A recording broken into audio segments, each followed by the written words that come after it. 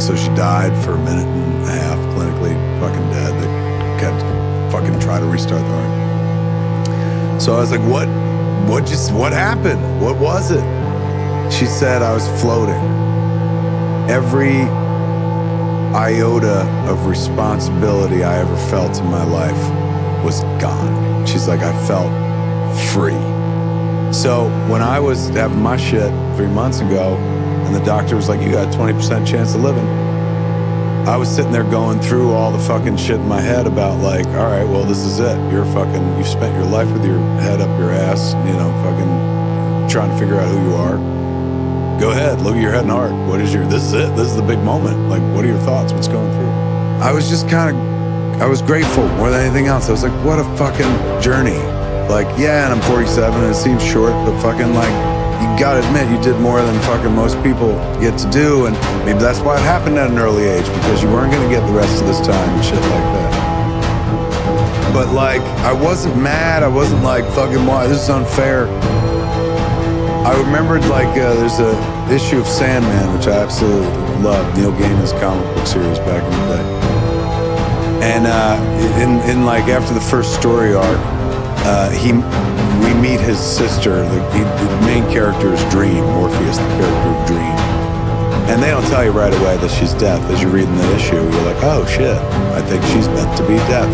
She eventually gets into a room with this older guy, who's like, who are you? And she's like, I'm here for you, you know who I am. He's like, that's it?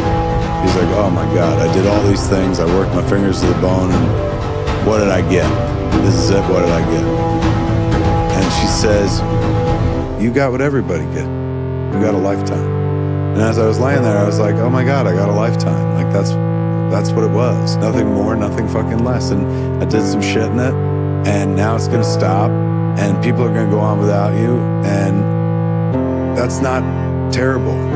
I understood what my mother said for the first time. Because I was laying there, I was like, oh my God, like I made it to the end. Like, this is it. This is the finish line. And it had been something that I was terrified of ever getting to.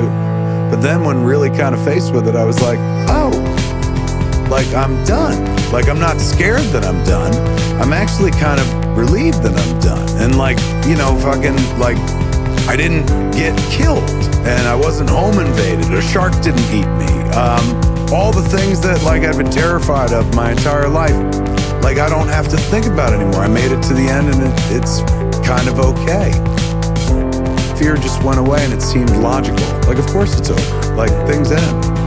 Like, it's nice to finish things. We know how good it feels in life to complete something. And that's the biggest fucking thing in life you'll ever complete, is your journey.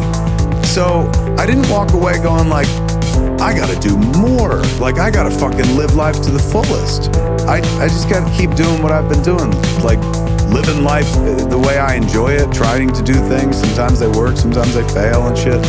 Have good conversations in the process, meet interesting people, hear new points of view, and keep at it.